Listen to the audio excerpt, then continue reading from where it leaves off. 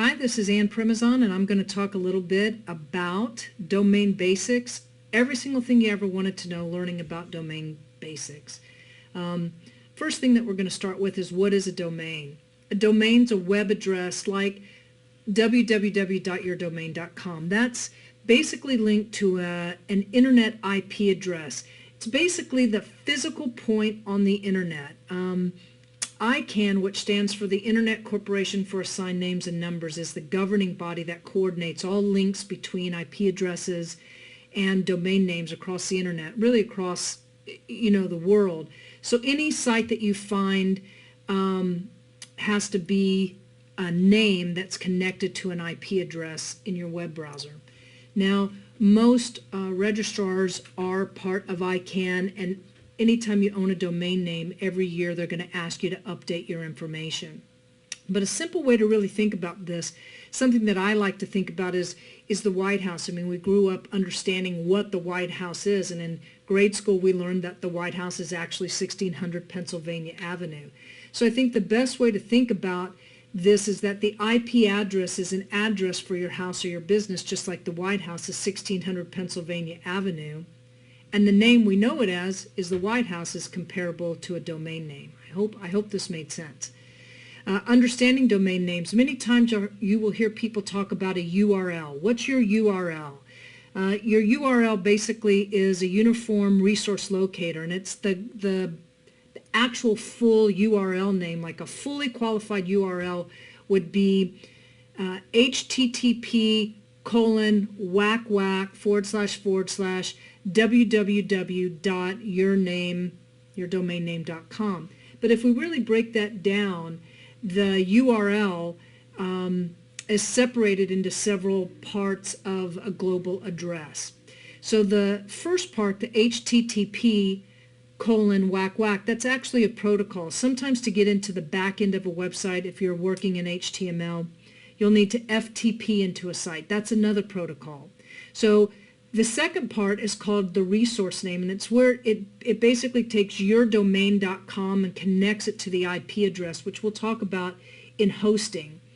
And the domain consists of a top level and a second level domain. The top level is the .com. We always suggest you go with the .com if you can, because they're getting fewer and fewer. But you can have the .com, .org, .net, .co. Now there's .love, .academy, .travel. There's many things, but still .com is the best domain to have. And the second level is to the left of the dot.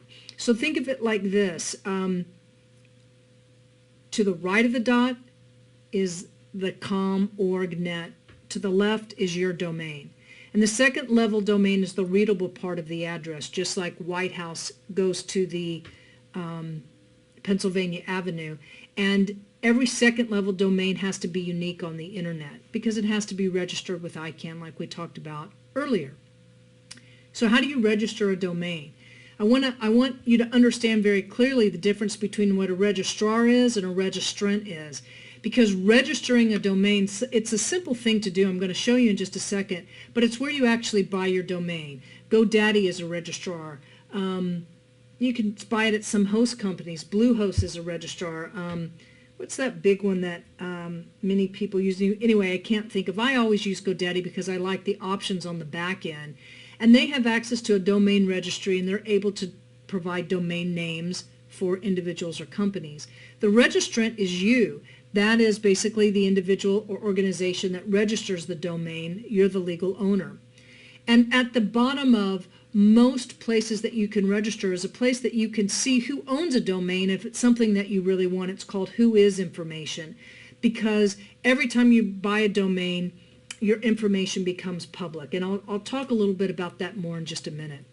This is an old image, but it's basically GoDaddy stretched out a little bit with Danica up there. But basically at the very bottom, you'll always see something that says Who Is Data. So you can go there anytime you want. Just look up Who Is, and when you get there, you can put in a domain to see who owns it. And this is a domain name I've owned for a long time. You can just put in the name, www. Here I've got 12-step recovery, and you can choose .com, .org, and it'll bring up who it is. You can actually see on here that you can see my name, etc., and all of the information. I blacked out some of it, or I should say redlined some of it. Actually, all of this information is old and has changed. You can make a domain private. I can want you to always say who you are. They always know the real person wherever you buy it from, but you can pay an extra fee to hide that.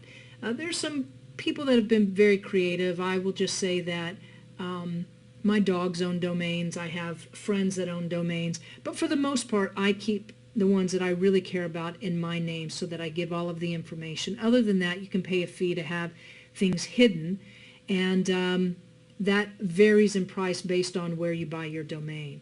How do you choose a domain? Now, this is an interesting question. I get asked it all the time. There's really not a right answer.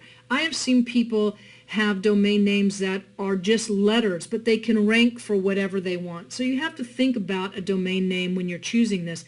I do a little bit of keyword research in the beginning. I try to think about what niche I'm going for. If it's something that I want to drive traffic to, not something that I want to use to drive traffic to other sites. So I usually look at a keyword or a brand. I always try to get a .com first. Many times people will say, should you have more than one domain? I always say that money decides all. If you're going for keywords, sure, you should try to have as many as you can for those keywords. How you're going to use them, though, is going to really depend upon your domain strategy, your SEO strategy. If you're going for a brand, I say no, you want one name and you really want to brand that name. And if you're going to brand, I would suggest you buy all of the extensions, the .com, the .net, the .org, because you don't want somebody else to go out, buy your name, and outrank you for it. So with that said, let's go buy a domain. Hi, this is Ann Premazon here, and we're going to buy a domain name. I already know my keyword and my niche, so I'm just going to put it in right here where it says search for a domain.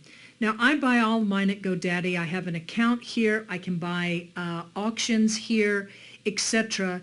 I'll go into buying expired domains at another time, but really quick, I'm in the SEO business, so I'm going to go my city, Seal Beach SEO. I'm going to search for this domain. There it is. Yes, I can buy it. I'm going to continue to cart, sealbeachseo.com. I'm going to select this. I'm already logged in, so it's verifying the availability. It's offering me .net, .info, .org. I'm going to pass on all of those. I'm going to continue to the cart. As soon as I'm there, it's going to say, do I want to protect my personal information? Some people do this. I don't. I can buy it under any email I want.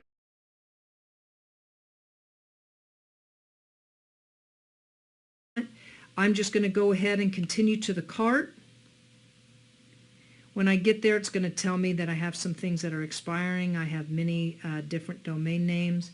And right here, it's going to ask me how many years I want to buy it. For this test, I'm just going to buy it for 1 year. It's $8.37. I'm going to save it. See right here, I can have different profiles. I'm going to save it to my nephew's profile. I'm going to go, it puts in all of my information. I'm going to agree to the terms, place my order, and there you go. I have just bought a domain name.